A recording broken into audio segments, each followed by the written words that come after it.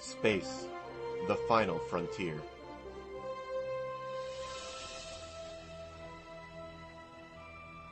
This is the podcast State of the Federation. Its continuing mission To preview strange new ships. To seek out new builds and new combinations. to boldly go where no show has gone before.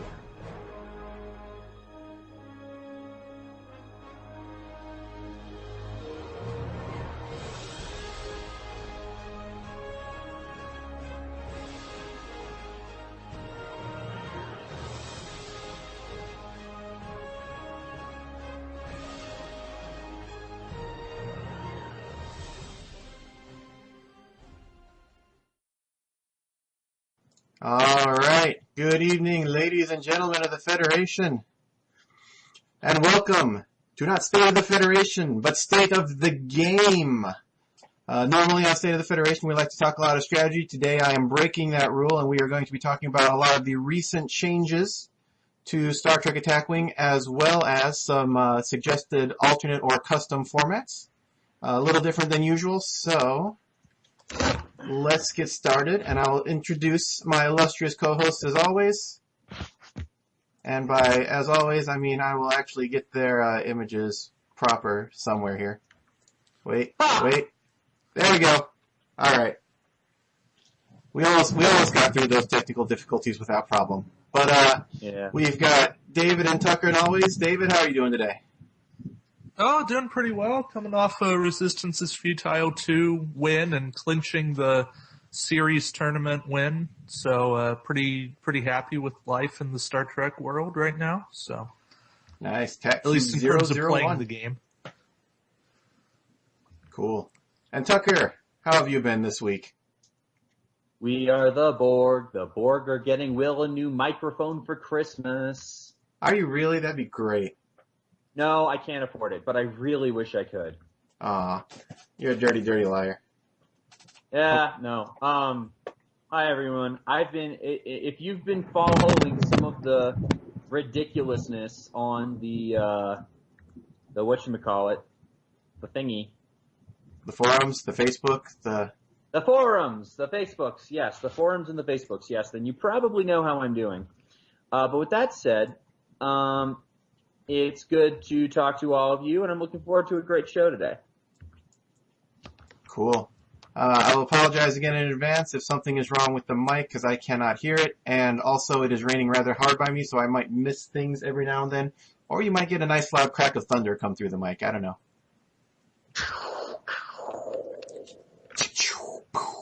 All right. So, to get started with, today we are discussing the state of the game and the disapproving stare of Q that he gives us as we talk about it. I don't know. I just needed an image and I just put Q up, so that's pretty much how disapproving stares are very appropriate.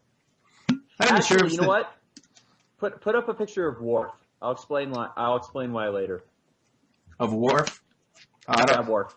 Man, I gotta go find a Worf picture. I don't have one of those right away, but. Alright, well, while you do that, I'll explain. Somebody on Board Game Geek suggested that we refer to this as the Worf era, WizKids Official Rules Forum. For a variety of reasons, some of which I'll talk about a little later. I actually really like that. So, I vote Worf.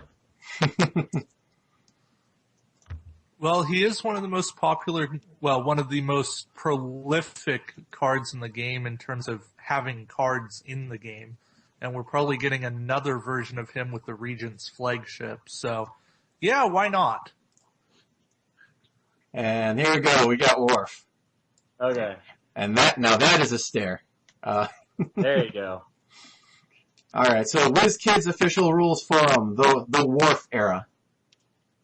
The Worf era. I like it. Everyone loves Worf and how easily he is thoroughly beaten up just to prove how strong everybody else is.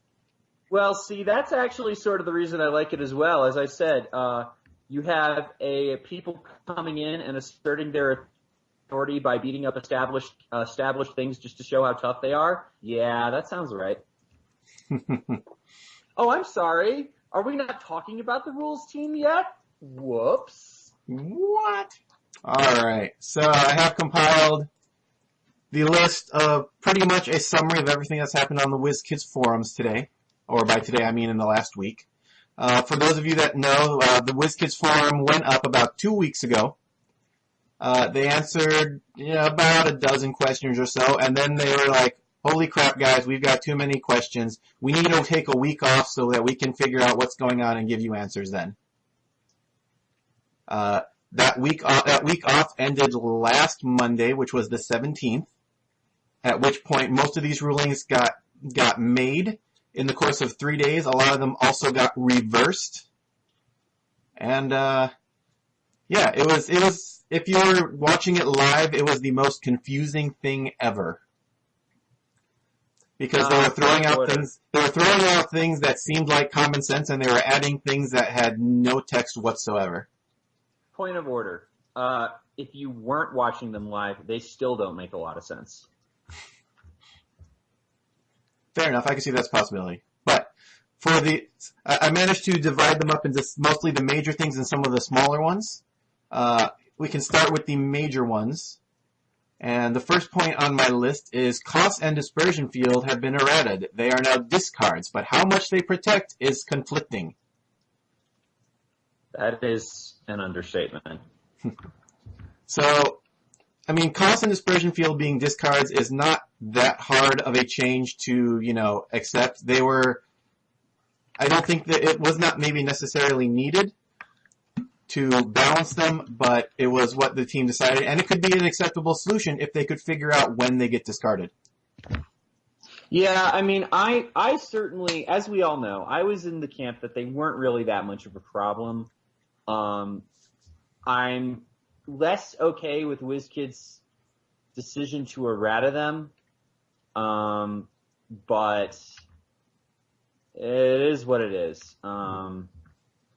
At least they came out and said it was errata, which is something I will get to later. Did they actually say it was errata? I think that was a word I just made up. Yes. Okay. Well, no, I don't know if they used the exact word errata, but they admitted that it was an unintended interaction. Mm-hmm. And that they were changing the wording of the cards to get rid of an unintended interaction, which is that errata. Sounds like errata. Okay. Mm-hmm. So these cards now can protect any of your upgrades. However, after they are done protecting your upgrades, they are discarded. Being a disable or discard effect now makes them optional. So you may choose to let your opponent do whatever their effect is to you without discarding it. So that's them being optional is critical, as we will hear later. Mm-hmm. Why do I say how much they protect is conflicting? There have been 2 rulings on the subject. Outbound, I know there's feedback on the mic. I have no idea what's causing it. It should not be feedbacking. I have it toned all the way frickin' down in my soundboard. Yeah, we started 10 minutes late because we were literally spending those 10 minutes trying to fix this problem. And that's why I'm joking about getting Mike, Will a new mic for Christmas. I really don't. We have no idea what's up. Nothing has changed from my setup from the episode 3 weeks ago when it was fine to the episode 1 week ago when this started. So, I mean, other than that, I'll try to sit back a little farther. Maybe that'll help, and be a little less aggressive about these things. But what was I saying? How much they protect is conflicting. There was one ruling where it was cost versus Croesus, or dispersion field versus Croesus. So Croesus has 2 effects. Number 1, he disables a crew or tech. Then, after that, as a separate sentence, which has been ruled to occur after the disabling, then he steals something. Dispersion field Croesus was ruled to stop the entire effect of Croesus. Fast forward the next. Actually, I know the second one you're bringing up. There's actually another ruling, which goes along a little bit with this one, which is that Croesus, or Kos, I think was the card used that time, versus any boarding party also protects all upgrades. Mm-hmm. Because either it was because the defender gets to choose the order, or they're all supposed to happen simultaneously or something. The other one that is interesting to bring up is they recently made a ruling on Jennifer Sisko. Jennifer Sisko has one sentence that says she disables 2 upgrades. This is both part of the same effect. However, it was said that if Jennifer Sisko's effect, cost and dispersion field could protect one of it, but it would not protect the other one. And so, working against a full 2 effects in one card versus working against half an effect in one sentence is kind of where a point of contention is. And I've tried to bring it up on the forums, but they haven't gotten around to answering it yet. So that one is the big question there. But hey, the big thing about it, though, is that they are now discards and they are now optional. Hey, Tucker. Okay. I can hear both of you. Yes, we fixed it. If it doesn't work, unplug it and plug it back in again. That sounds great. Actually, you sound better too. Oh, good. Cool. What did we miss? All right. So I went over the ruling that stealing upgrades does not get around their building requirements. So you can't have 2 enhanced hull platings or 2 combat vessel variants. It's stupid for assimilation, but it probably is. I mean, this one I'll grit my teeth and admit is probably for the best. Mm-hmm. I'm fine with that because I think it's one of those that it's more of a spirit versus a letter thing, and I'm fine with them making it the letter and the spirit of the law. I mean, all of these cards have the things that say, even if you exceeds your ship's upgrade restrictions, with the ruling on lore. Somebody should ask about lore. Has anybody asked about lore? About his talent? Huh? About his talent thing? Yeah, I'd be curious to see if they'd reverse that based on this, actually. I didn't even think of that until now. I'm sure somebody did. They did, and if they have it, I haven't seen it in the rulings yet. Yeah. But in general, I mean, I'm not totally opposed to this one. I'm not fond of it. There are far more nonsensical rulings out there. Mm-hmm.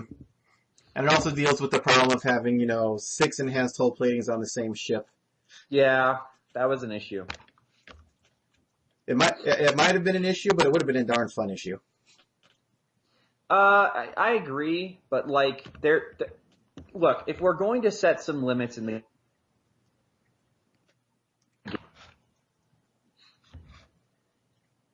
If we're going to set some limits, that probably should be one of them. Yeah. And this also affects other things like Quark, who, because it didn't say he deployed to a ship, people were trying to get around ship restrictions with him, but he doesn't get around that either now. Yeah. So, well, I mean, to be totally accurate, you can do it, but it'll just instantly discard. Mm-hmm. So if you really need to discard an opponent's upgrade that's limited to their ship, enhanced hull plating or something, and you don't have discard, all you have is a ganker, it'll still work, you just won't get it. Mm-hmm. Yeah, that's not terrible. Let's see. So this was not as a rule on rulings, we do not believe this was, a terrible one.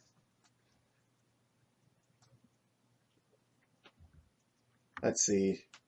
The next one we had up was any card granting movement does not have to be on your dial anymore. That was a Jadzia Dax reversal.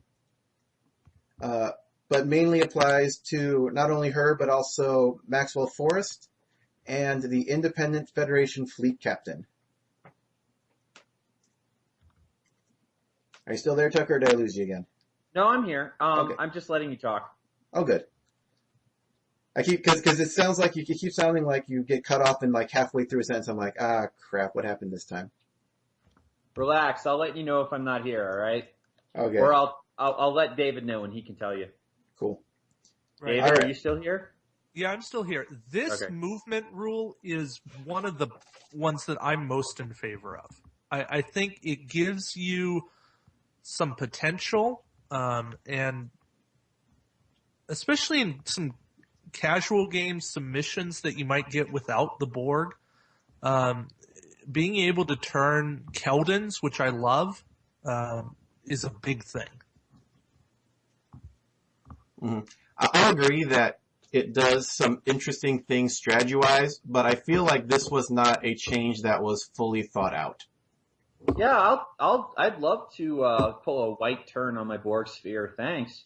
Hmm Like, if we go far enough to an era where the Borg are no longer a particular problem with their arcs and movement, all of a sudden you've more than doubled the maneuverability of ships like whatever, the battleship even, or the ships that were generally not so maneuverable, like the Enterprise D. I guess the battleship is playable now. Wow, that's weird. Like how severely it can affect certain ships, especially those with bad dials, seems kind of silly. The only reason I don't think it's a problem right now is because we still have the Borg. We are the Borg. The Borg can move diagonally now. You're finally no longer stuck with just straight moves. Yeah. It's awesome. So this opens up interesting strategic possibilities. However, I still don't think it was a particularly good choice. Yeah, I mean, look, I'm gonna be honest. The way they fell on this has always made more sense to me intuitively than the original ruling. But with that said, it might do unexpected things to power level. And as we know from my gigantic post on Board Game Geek at 2:30 in the morning last night, I am not a fan of the rules team doing things that have unintended consequences. Mm-hmm. Well, and I guess the thing becomes, if this does have further issues, at least we do have a rules team that can come back and revisit this. I don't think I want them... David, I want them messing with the game as little as possible at this point.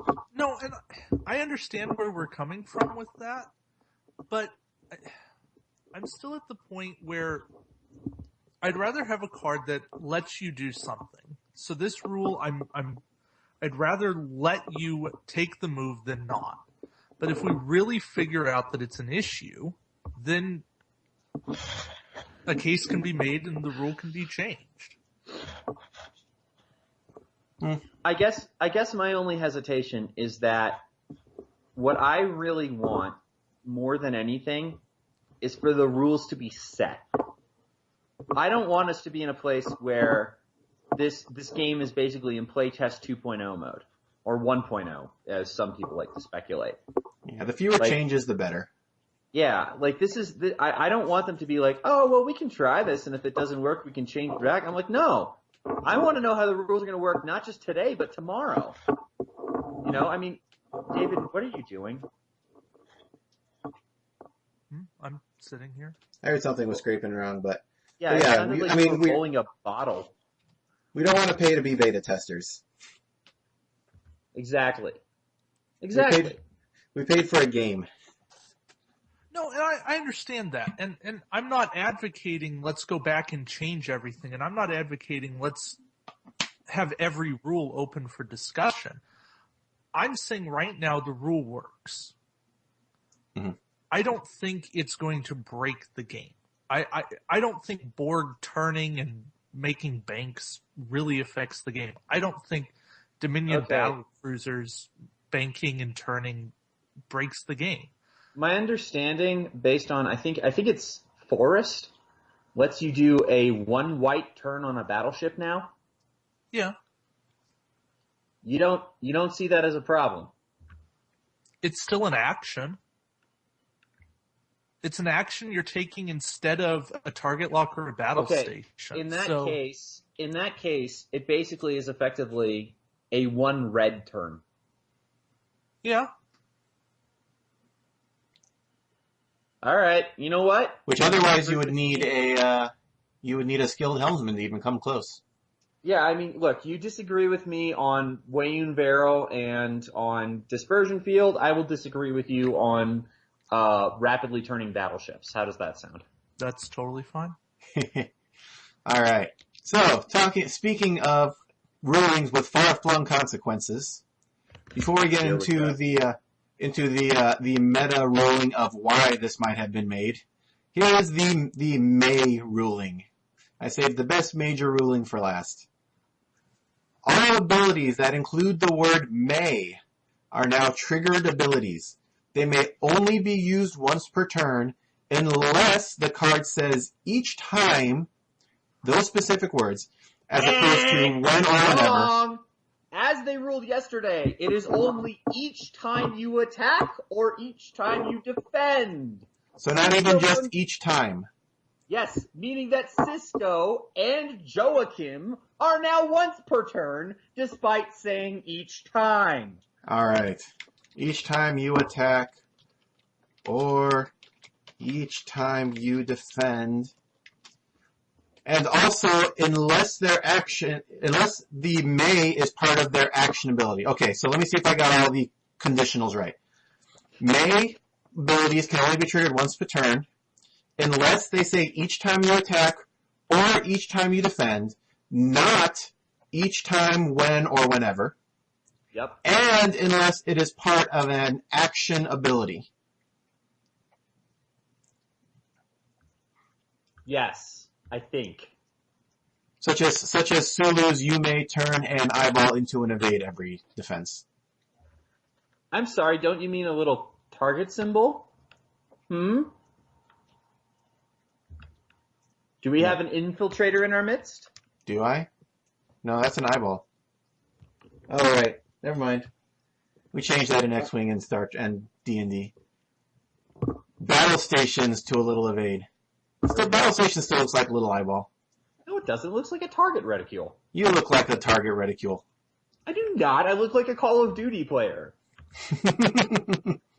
So yes, in addition to this one, all discard and disable abilities are now also one per turn only. Because they're optionals. That they have an implied may. Mm-hmm. Even if they don't. Even if they don't have a may, they are implied to be may. That was the simplest way I could think of to convey everything that this ruling was. With 3 different unlesses, ands, ors, or alsos. As I think David put it best to me last night when we were chatting when he said, "Go home, whiz kids, you're drunk." Well, there was context to that. That was in context to the Sinon ruling, and it was also the fact that they're going back and forth on things. I think the Sinon ruling got changed, actually. I had a look at it this morning. Yeah. That's the other fun thing, by the way. If you think these are the rules, check back tomorrow. Yeah, things go back and forth. They don't always make it obvious when they have gone back and forth. And we don't have a solid FAQ yet. But apparently that's coming. Hopefully. Until then, the full list of minor rules, you guys stop me if you want to discuss any of these. I was just going to go through them. Let's see. First one, you may choose undiscardable upgrades as target when hit by Thalaron weapon. So now you can hit crew that can't be discarded because of cost, and it would still take up Thalaron weapon hits. Borg Missile only gives you 1 Aux token now if you are hit, no matter how many hits you get. Do we want to stop on this one? Yeah. It's a major meta changer. I mean, it's not unexpected considering that the rules team apparently thinks it's their sacred duty to nerf everything they don't like. So now magnetometric guided charges are better. Probably. I don't even like Honestly. magnetometric charges, because you can still just use an evade action. That's right, which Will is upset about. Let's see, going back for a quick second. The whole optional trigger thing. The reason we believe this was an issue was because, well, the way I see it is they wanted to nerf Varel, and in the process they couldn't think of a good reason how to, and so had to nerf. I have a list. Everything. 44 other cards. Not including discard or disables, just cards that have the word may in them. To be fair, and note that why did they rule it applies to discard and disable too? Because Varel doesn't actually have the word may. Neither does conditional surrender. Mm-hmm. But So Varel this was is the first. basically them saying, we don't like this. We're going to make it go away. Mm-hmm. The easiest way to see this is that Andrew Park ruled the other way in September of 2013. Mm-hmm. One of the biggest things that this changes is that your scan enhancers, like Mr. Spock, Dimitri Valtane, or even Bohica, the ones that say if you have this token next to your ship, you may do this, now also only function once a turn. Which is completely counterintuitive, despite the use of the word whenever. Mm-hmm. So, I mean, to be fair, a good number of these cards only have an effect when you're attacking more than once per turn. But there are cards that do not, including the Kraxon, which can now only protect one ship a turn. Things like your officers, which is like is the comm officer? Something like that. That lets you reroll a die twice per turn. You can only use that on one attack or defense now. Officer. Oh my god, are we going to have to go over this every episode? Which one? Operations Officer, Will. Sorry. Science Officer now does not stack with itself. Yeah, that's a really fun one. They also ruled, I don't know if this is on your list, they ruled that it's not one token per upgrade, it's one token per upgrade ability. So if you put Science Officer on Spock, you need 3 scan tokens. To use all of those at the same time. Yeah. Yeah, so good luck comboing Janeway, Spock, and First Officer. No, that works. Yeah. Well, that's the only way to make it work, though. Oh, yes. That's correct. I mean, unless you really like Romulan Pilot. Janeway can now no longer double up on tokens if you get a free action from your ship's action bar. Goodbye, Janeway Prize. It was a nice ride while it lasted.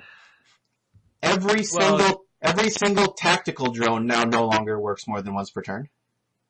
Generally not that much of an issue. Only the counterattack die one. 3rd of 5? Oh no, there was one. No, the one that costs 1 point that's two drones. It's basically you roll a die. If you roll a hit or a crit, the opponent takes damage. Yep, that one. The one that came with that scout cube. Yes. So now you can only do that once per turn. Mm-hmm. That's probably the only place where it really matters. Yeah. Enhanced hull plating now only works once per turn. That's huge. Boo! Boo! NXO1 just went from possibly survivable to the first casualty of every game. Never play it. Yeah, no, don't ever play that. It's been a long road, but we're not getting anywhere anymore, let alone here. Mm-hmm. I mean, I had fun with it for the couple of times when enhanced hull plating actually worked, but now it basically doesn't do anything. It also means that Janeway Prize is a much less viable build. The flagship ruling really hurt, but you could still do it with officers. But because you lose enhanced hull plating too, there's just not enough survivability on it. Mm-hmm. Let's see. Kurla, not to be confused, I believe, with Captain Kurla. This is Crew Kurla. Oh. The one who says you can turn a battle stations to an evade when you're being attacked at range 1. That is Crew Kurla, yes. Yep. He's only once per turn. Another big one, Elizabeth Shelby. Oh, God. So Elizabeth Shelby has a continuous effect and an optional effect as part of her continuous effect. No. Here's the great part, okay? She actually has 3 different effects, but you can only choose to use one of the May abilities. But the continuous effect you get all the time. Mm-hmm. So the continuous effect is you roll +1 attack, +1 defense die when defending against Borg. Her 2 optional effects are, number 1, to reroll 1 defense die. That was a blank. I think it was a blank. Reroll 1 blank defense die. Her other one is to reroll all blank defense die against Borg. So if you get shot twice by Borg, she can only reroll 1 of those defenses. Yep. And I think that hurts the heavy defensive builds quite a fair amount. It does a lot. It's also worth mentioning that if she, say, rerolls against Borg, she cannot now later reroll 1 defense die. Mm-hmm. If you use a May trigger, you get 1. to borrow from a lot of card games, once you've used the card, you have tapped it, and it doesn't reset until the end of the turn. Yep. We have introduced tapping into Star Trek. Yeah. To be fair, it hurts Shelby's ship a bit, but Shelby's still a great card for 2 points. You're still going to run her. Look, if nothing else, there is a minor ruling for all you Resistance is Futile 2 players that everything in the Borg fleet is Borg. So she's an auto-include in that list. She's 1 point for +1 defense die in your Rebel fleet. Yeah, she's in the minor ship. In fact, no, it's not quite the next one, but I think that's just about some of the biggest ones from the May ruling, now that we've gotten that back. Let's see, other minor rulings. Generic OP2 Klingon prize ship does not have a rear firing arc. This is not a bug, it's a feature. Sorry, did I add my own commentary onto that one? No, yes, but it's amazing. Listen, you could say that say that every single time and I would still laugh at it, okay? Next one. You may not roll X less dice to do something effects if you get no dice to begin with. So, example, Terul versus magnetometric charges. Yeah, they also ruled, by the way, that Tom Paris doesn't work against the charges either. Which, it makes sense. This is a ruling that makes sense to me intuitively, but there's no good way to describe why the rules work that way. Mm-hmm. His +1 defense die. +1 defense die versus no defense die. Right.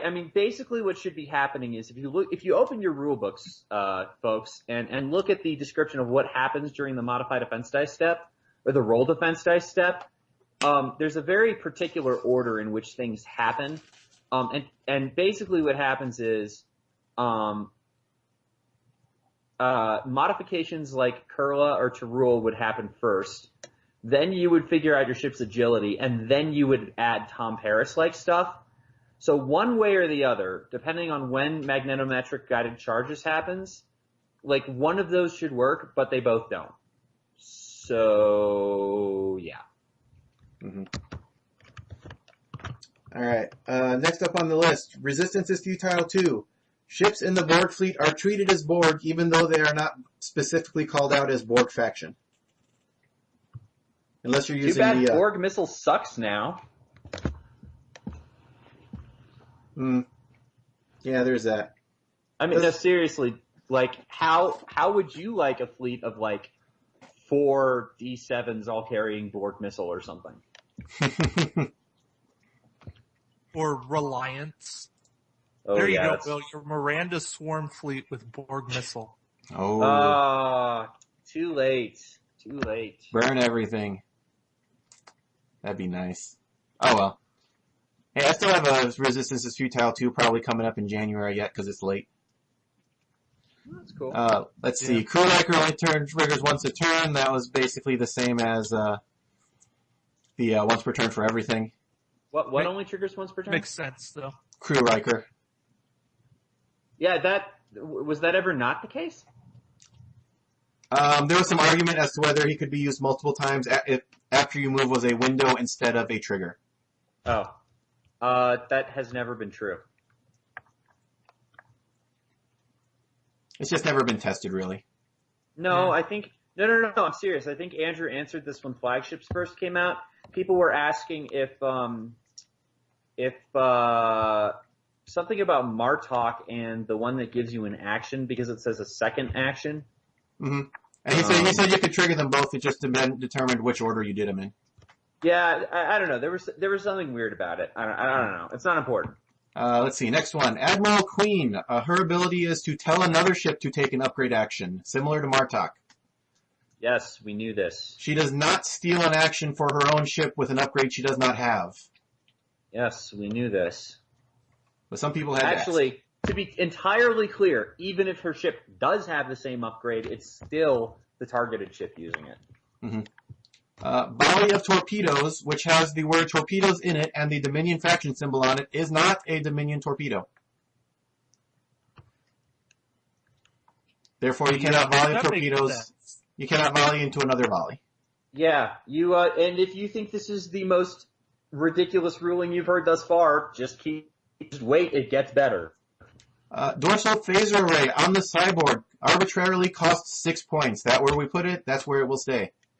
Yeah, see, I challenge you to read the sideboard rules and dorsal phaser bank and figure that out for yourself. That was one that was just like, we just made it up. Yep. Because you have to. No, you could easily say that the sideboard has a primary attack of 0. Or just that it was not liable to do it anyway since it did not have a primary attack stat, period. Right. Yeah, I mean, there are many ways you could have gone with that. They picked one of the most arbitrary. Meme, what WTF? You know that confused looking guy meme? Yeah. The what? Yes. What? Yes. Actually, I can't see what you're doing, so I'm assuming that's correct. That's fine. I'm not. That is probably more credit than I should get. Let's move on, shall we? Please. Quark. Let's see. Quark only gets 1 upgrade. He can't change between rounds. There was some question about that somehow. Yeah, He does not pay for it, but he does take into account any cost changes from where the upgrade would be deployed, like faction penalty and such. Or reductions from Sakona, say. Mm-hmm. So yes, Quark is no longer super broken. He is just darn good. Considering he still can't bring either Borg upgrades or things that don't belong on the right ship, he can't bring combat vessel variant anymore, for example. I don't know. At this point, he's basically a cost reduction. Yeah, trading a crew slot for a possible 1 point discount on a tech or a weapon, pretty much. I'll take it. If I needed it. Let's see. Questions about organized play. Battle points determine tournament winners. Win-loss is a tiebreak. It is first tiebreak, followed by fleet points, which is second tiebreak. You hear that, all you people at Emerald Knights in Burbank? Collective OP2 was mine! You owe me an assimilation target prime. I'm not bitter. Have fun collecting when you're back for Thanksgiving. I am so tempted. It's like, you were wrong! But yes, battle points. Even though there is no place in the WizKids tournament system to place battle points, that is the determination. The determiner. The determinizer. Determinant. I don't know. You want determinant. The eigenvalue? Oh my god, no. I'm Listen, done. if you start making math jokes, I'm going to start making liberal arts jokes. Next up, before we get into too far into digression, tokens are per ability, not per upgrade. We went over that a little bit earlier. So you cannot stack Tech Officer with resource with a scan user or even itself. Anything else does that count for? I'm not really sure. I don't think so. That's the biggest example. You can't. You would still not be able to. I guess tactical officer on Green 8 or Bohica. I mean. Yeah. There was the other question was, does that also include non-upgrade scan using actions? I think that was actually answered as a no. Well, no, it should be. That's an ability. It's an ability, not upgrade. Should apply to ships too, like the Kornak. I'm pretty sure they ruled it that Spot could use a token on the Queen Vessel Prime to change results, and then that scan token could still be spent for the vessel's ability. Oh, really? Mm-hmm. I want to see a link to that because that is just stupid. Well, yeah, Spock can't use. Sorry, the Queen Vessel Prime can't use the token for its own ability and Spock convert because the Queen Vessel Prime has to spend the token in the roll attack dice step, which is before the modify attack dice step. No. But I it's get something that. shot later. Right. But then, yeah, another ship could use it because they said that a ship ability and a crew ability don't use the token in the same way. What? Basically, the token hasn't been, like, Spock uses the scan token, but then the Queen's ship uses it in a different way. It's not two upgrades trying to trigger. The ability limitation only applies to upgrades is kind of what they were saying. Oh, okay. All right. That makes more sense, I guess. Yeah, it's another one of those kind of counterintuitive things, but it does kind of work. I guess that's sort of the way it used to work, though, right? Yeah. Like, Coronac could use a scan token with Green Aid. If it could do it in the right order, yeah. Yeah. Yeah. Let's see. After that, you must complete a card's ability before using another's, including cost mitigation. So if Phlox and Lenalis are used together, Lenalis ends up disabled. This is Phlox, you would disable him to re-enable everyone else. And then after that re-enabling is finished, then you can mitigate the cost that he paid to actually do that action by disabling Lenalis instead of Phlox. So it works. It's just Lenalis winds up disabled. Lenalis winds up disabled. It's a little bit of action time traveling, which anyone who played Magic and knows what a stack is will hate forever, but... oh, yeah. Oh, God. You think this is bad? Beverly Crusher, or Lenalis or whoever, or Wayun would work, but you can't use Lenalis or Crusher for this, cannot save another crew member from being disabled by Klingon Boarding Party because the action has resolved by the time you try, despite her being a triggered action. That's weird. All the Magic players, that sound you just heard was a million Magic players being cried out and suddenly silenced. Oh, by the way, the episode 7 trailer got leaked today. You should go look for it. Oh, cool. Let's see. Transwarp signal has been determined where it actually takes place. It takes place between steps of phases. If you need a quick reference, it is right on the back of the rule book. But, for example, you cannot use it in response to firing a torpedo or revealing the dial. It must happen before the attack is declared or the dial is revealed. Now, to be fair, revealing the dial hurts this a little bit. For firing a torpedo, honestly, in this meta, you know if a set of transphasics is coming your way. So just do it before they declare it. They say, all right, say I have actions before this ship's attack, and then just use it. Mm-hmm. Or if you even wanted to just get on that beforehand, give them the auxiliary power token before they get to their action step.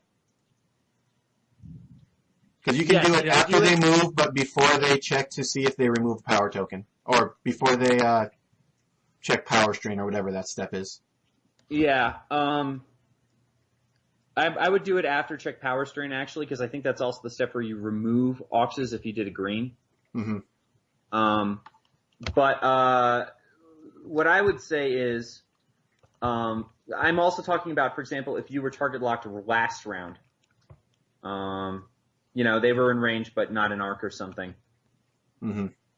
You do have an opportunity. Just do it. Don't let them bull rush you through it. Don't let them say transphasics, and roll all their dice. Like, don't do that. Just say, like, all right, before you attack, I have things. So just say it's this ship's turn, and then we can do things. Mm-hmm. Let's see. Last one I have on my list. Mirror Riker does not trigger himself. Yeah. It's fair enough in the spirit of Riker, but the wording of him does not lend himself to that at all. He was so good, too. He was so good. Now he just sucks. You can make him work, but he's no longer the best mirror captain, hands down. Well, not only that, because of the ability that places a token on him being a May, it can only be done once per round. Right. So flagship Mirror Riker just became worthless. Well, worthless to Riker. Mm-hmm. Like before, he could basically be used as almost a Picard because he could get a free action every turn. This makes him like a one-turn battery. Now, if he could store those and get multiples in a turn, he might have something going for him. But as he is, he's just strictly worse. Yep. Don't run him. Unless you're playing Mirror Pure, I guess. But I don't know why you'd do that. Because it's fun. Oh wait, we don't believe in fun. I still believe in fun, but we can't have any of your fun here on State of the Federation, State of the Game today. We don't believe in fun. Yeah, I'll still take Smiley.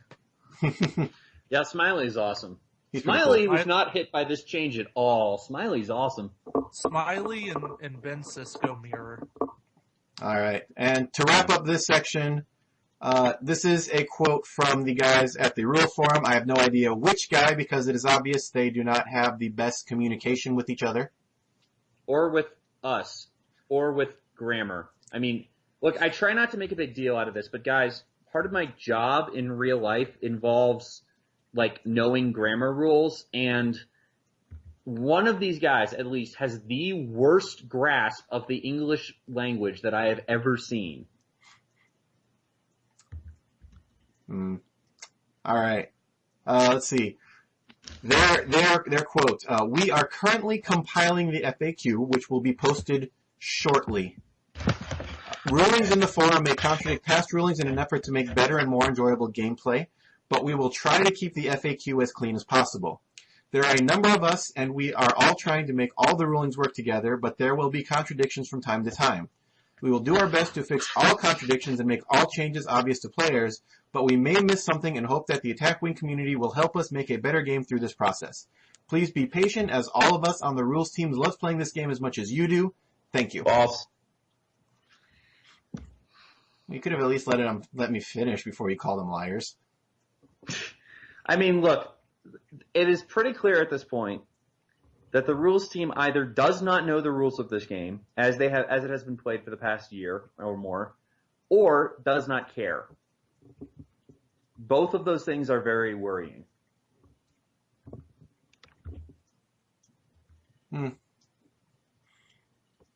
David, what do you think? Let me play devil's advocate, and I'm not saying that I necessarily believe this, but it's a thought. What if May was actually intended the way that they've said it, and it was never implemented and never actually conveyed that way? Despite Andrew Parks clearly saying to the contrary that May was meant to be played the way we were playing it prior to this ruling. Perhaps. But what if it makes for a better game? How does this make for a better game? Look at the Resistance is Futile OP3 prize, the name of which escapes me right now.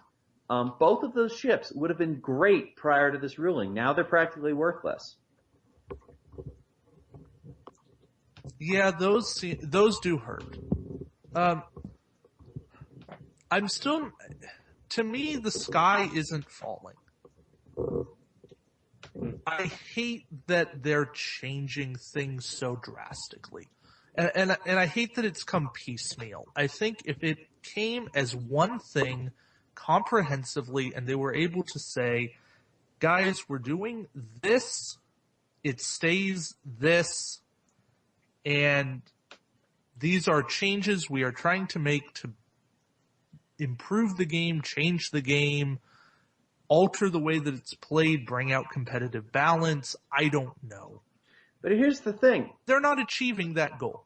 No, they're really not. I mean, what has gone completely untouched here? Oh, you missed one, Will. The Borg arcs. Minor rules update. God. I don't even... It's basically anything that... Oh, God. You know what? Forget it. Something about Borg arcs, go look on the forum. I can't even explain it. I got this one, though, if you want me to go through it. Okay, yeah. Go through it, and then I'll talk about it. Any card that mentions the presence of being in or out of a particular arc does not function on a 360 arc vessel, whether or not the arc argument is specifically for that vessel. So, for example, Valdor says if you are outside of your enemy's forward firing arc, he gets +1 attack die. He does not say anything about his own arc, but he does not function on a Borg sphere or anything with a 360 arc. Even if every ship you're fighting has 90-degree forward arcs. Mm-hmm. There's a couple other ones that also go through a similar ruling. Charles or Trip. Thank you. And the Vulcan captain that no one plays. And does the Sung? Does the Sung matter for that? Oh yeah, Sung might matter as well. Yeah. Yeah, Sung I guess will always get that bonus against Borg now. Mm-hmm. That's actually kind of nice. So if you put Valdo or Trip on a Borg sphere, they will never get their abilities. And that's just the ruling. It's nothing to do with what the card says, really. It's just that it mentions arcs. It does not work on their ship. Okay, so now that we've gone over that, let me just say why this fails to balance anything. Aside from that's the only thing they did that touched the Borg at all. Picard Ducat Spheres works exactly the same as it did a month ago. Mm-hmm. Period. You know? Yeah. And that was a build people complained about. Well, guess what? It still works. Wei and Varel can still cancel one attack per round. That was pretty much all it needed in the first place. Yeah. I mean, your regionals build, you didn't even run costs, did you? So you could basically just run the same thing. Pretty much. And the thing is, I probably didn't even need the double defense per turn, because with just the full hull and shields that I already had, I could already outlast most other opponents. Mm-hmm. So yeah, I guess throw Weiyun and something, and go ball maybe on a cube and run a sideboard, get Varel off it, and you're pretty much golden. The other thing you can take into account is that you can occasionally still get double cancellations if you're running both a Varel and conditional surrender. That's true. If Varel is your only crew member, that'll work. You'll have to find a way of saving her that isn't Weiyun, though. Oh yeah, no, I was thinking more along the lines of Sopek. Oh, that's so stupid. Because not only that, he comes with an elite talent slot. But Sopek you won't be able to use both with him either, because he can't save them mid-round. Oh no, I can use Varel for the first one and have a second crewman to bite the dust for the second one. And over the next 2 turns, I can get them both back. Oh, I see what you're saying. So, I mean, really the only thing that some of these rulings affect, like David was saying, how much of an effect does it really have? A lot of these were only mattered if you got, 2 attacks anyway. Things like Spock and Breenade and things like that. And there weren't many ways to go about that. I mean, there's basically, it destroyed counterattack. Yeah. Well, I don't even know about that. Counterattack might function more than once per turn now because it's an action. The other thing that they seem to be still remaining clear on is that if there's a statement that is an if, then, it is a conditional that only works once. It's not a whenever or each time if, then. I didn't see that ruling, but I easily might have missed it. It was the original counterattack ruling. Oh, I see. Okay. They haven't said it. They've said other things like this still applies from the FAQ, even though they're rewriting the FAQ. Yeah. But no, the biggest losers here were enhanced hull plating, Shelby, Janeway. Yep. Notice how none of these cards are Borg. Notice how none of these cards are Jean-Luc Picard 9. Craxon, everything defensive pretty much is the things that got hurt the most. Everything defensive and everything passive. Mm-hmm. Or that would have formerly been passive. Apparently they're not passive. But whatever. Yeah, so where does this leave us? We are the Borg. The Borg are amazing. So yeah. Speaking of Borg, as Tucker and I figured out last night, the Borg do have the second most ships in the game right now, and they're only 1 or 2 behind the Federation, and they dwarf everybody else. Yeah, it's 14 Fed ships, counting Fighters. stations, counting fighters, and DS9. Did you count both versions of DS9? No. I don't have the prize. It's 15 Fed ships, then 12 Borg ships, then Klingons, Romulans, and Dominion are tied with 9. Mm-hmm. Yeah. So, pretty much overall, the whole rules team and what they're trying to do. Oh, wait, there's one other major ruling that is different from the FAQ that you forgot to mention. Oh, which one? You ready? You ready for the silliness? Hey guys! Deep Space Nine and the Oversized Cube are legal in tournaments! And the most interesting thing is, you are allowed to play the Oversized Cube, but if you go by the suggested WizKids tournament format, you cannot fit 3 ships, which is the required minimum. You can fit, if they do the 120 no blind buy, you can fit 3 ships, but you can't fit it in the 90-30 format. Mm-hmm. Unless, and this is a big if, unless the Sakharov comes out and it's 10 points or less. Then you have an 80-point naked cube, a 10-point naked shuttle, and your 30-point blind. And a blind ship. Don't ever do that. Don't ever do that. No, I think you'll lose. I think that's actually a bad strategy. Why? Just because everything that makes the Borg strong about being able to get behind you and get out of your arcs doesn't apply to the Oversized Cube? Yeah. But I do think the station might have some validity. Well, here's the thing. David ran this past me, and I laughed my butt off. Instead of Picard Ducat Spears, you could run Tactical Drone on a generic sphere and Ducat on Terok Nor. It's faction pure. It is. It's ship pure. It's ship pure. It's ship pure. It fits under it's 2 ships in the 90, and both ships are under 50 points. It's not as good because the Tactron Sphere has a lower cap skill and doesn't get battle stations, and Deep Space Nine has serious problems moving behind anything. Mm-hmm. But on the other hand, I mean, you can hit most of the board with your 360. Yeah. And you could force them to lose actions with the cube or with their cubes because it has a huge hull value. That's true. All right. Just to finish up this section, final thoughts on the rules team and what's going on with the forum. Look, if you really want to know my thoughts on the rules team, there's a thread over on Board Game Geek called Why I Feel That the Rules Team Has Been Overall Detrimental. That's why it's, I think, something like 8 pages in Microsoft Word. It's a couple thousand words for sure. If you're really curious on my thoughts on the rules team, go read that. David? I'm glad we have a means of getting rules questions answered. I think they've overstepped a bit. I'm waiting for the dust to settle. I think in a few months we'll know how this game actually works now. I don't think the sky's falling at this point.